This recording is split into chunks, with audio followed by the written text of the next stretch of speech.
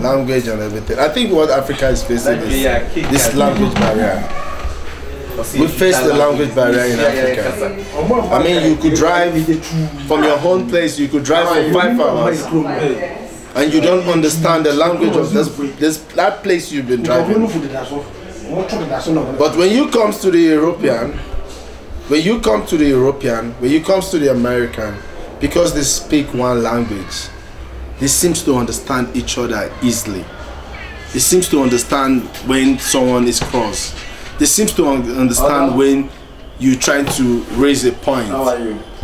You know, but for the fact in Africa, I mean, you go to places like Nigeria. We got like 4 ethnic language. We go to Ghana, we got so many languages. We go to Congo, we got so many languages. No one languages. Oh. I mean, people in Ghana, people in Ghana only understand only where they come from, their own languages. Yeah. They travel to another province in Ghana, they don't understand it. Yeah. But when you come to the white people, because they understand this language, like you now, you speak your language to me, I can't understand it. I'm waiting for one point taken. But I want to answer you on this point. There is a misconception that Africans have. In Europe, each one speaks their own language. The UK is the only country in Europe that speaks English as the main language of communication. So, you know, Portugal is the only country that speaks Portuguese. Spanish, Russian, you can name them, all of them. Because when I go, for example, to Sony website, I see maybe 100 languages of European, each one for each one. So how do the European communicate? The European Parliament, each country speaks its own language in that parliament. They have those earphones. I just want to make the point. Can I help you out? Sorry, you made the point. I want to help you out on that. I want to help you out on that. When you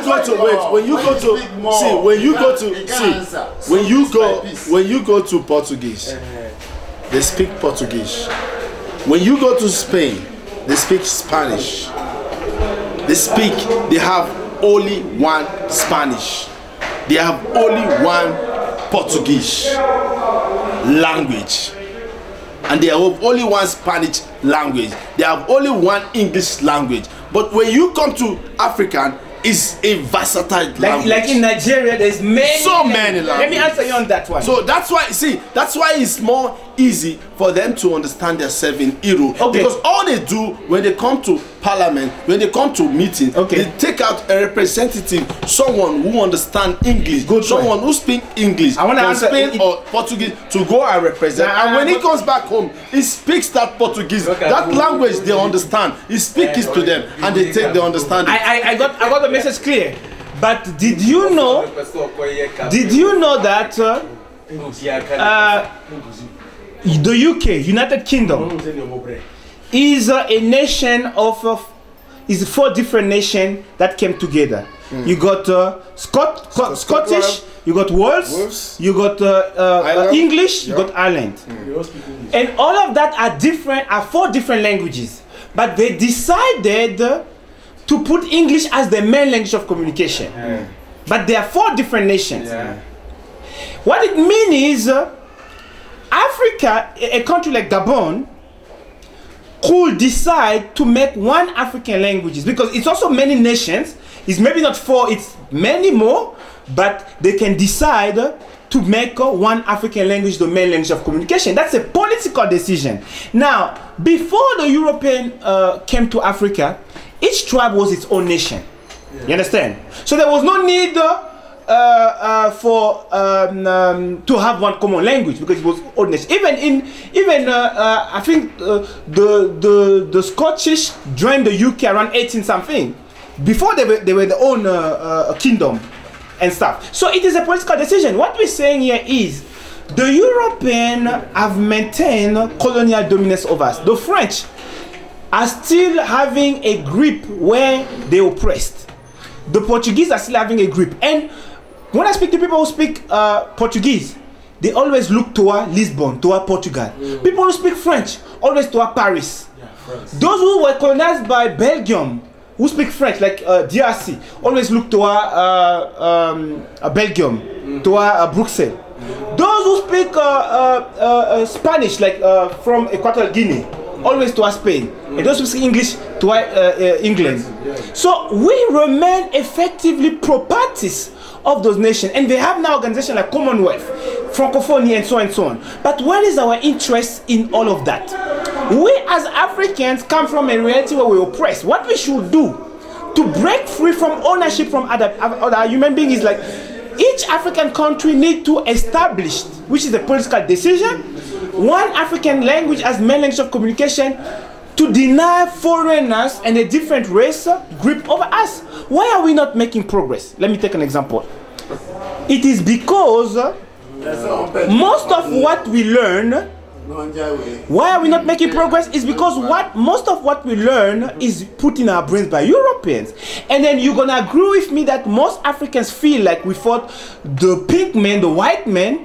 There is no life for us. We can't do nothing. So if you start thinking we fought the pink man, you can't do nothing. Yeah, I'm gonna close now. Yeah. If you start thinking we fought the pink man, you can't do nothing. It means they have stripped you of self-beliefs, and you will never make progress. You are now mentally disabled.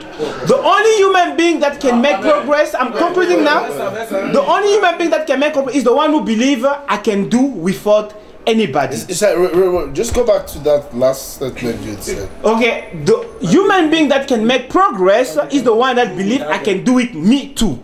Not the one who says I can't do without them.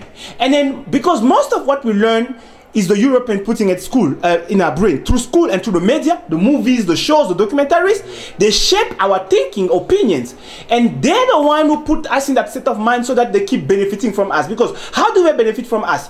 You can look everywhere in Africa, they own the oil of Africa. A country like Gabon, Gabonese are getting a mere 10% of the oil. And the Europeans are getting 90%, the companies. When Mugabe spoke about putting indigenation law so that Africans can get 51% of their resources, they demonized him, they attacked him, they did a lot of propaganda. So in those conditions, we are not human beings. We should strive to be our own men. We should believe in ourselves because we're not animals. And the fact the Europeans dominate us like they do already strip us of many of our interests. Yeah, just cut the story short. So that's what I was saying. On the language part, do you agree with me that we can establish our own languages as main language of communication, or do you think we should remain in this condition? Because it's been 54 years, we have not made progress. We are more dependent on European than ever. So are we gonna go on that path, or do we want to change? That's what you think. I think Africans should have this central language. No, I don't understand. If you have a central language, it's gonna benefit us. We will feel that cheating. Yeah, we'll be mentally free. We will be mentally free. You understand? You know, if it's because you understand this central language of the world. Like I use English as a central language of the world, and you said something like someone depending on himself, knowing that he could do this. You really depend on yourself. That's why you came purposely and boldly for. I mean, you could be able to pick up your cameras and actually go interview people, trying to get people's opinion, trying to get people's view. And one thing you need to understand in Africa is we don't have this unity. That's why we can have this common language, central language called English. Or French. Or French, or whatever you call it. Because if you say we're not going to use French as central language, we're not going to use whatever, we use this language of the world. That language of the world that both of us do understand as a central language. You mean English? Yeah. So no one is robbing you like no, the Europeans are not robbing you because it's because we don't speak one language. That's why when they come to our country, The Europeans will never give you an offer that is not good. That's one thing you understand. They will never give you an offer that is not good. You said something about robbing us, taking our petroleum, giving us. If you go down, deep down from where you come from, and tell the government to give you that contract between them and that country, you see that your government is robbing you, not the Europeans robbing you. But you see, let me tell you one thing. These people they don't want to do anything that will come back to them. Whatever you sow, that's what you reap. Do you understand that? Whatever you put on the ground, that's what you're gonna get. So they don't want to do anything that would jeopardize them. I mean, you don't want to do a business. You don't want to do a business and lose. Okay. You don't want to do a business and never go back to that business anymore. Can I come in? Now I'm asking if I can come in. Just relax. You're messing up the interview. You see, you are not confident. That's why you keep interviewing. He can defend himself. He can. You see, you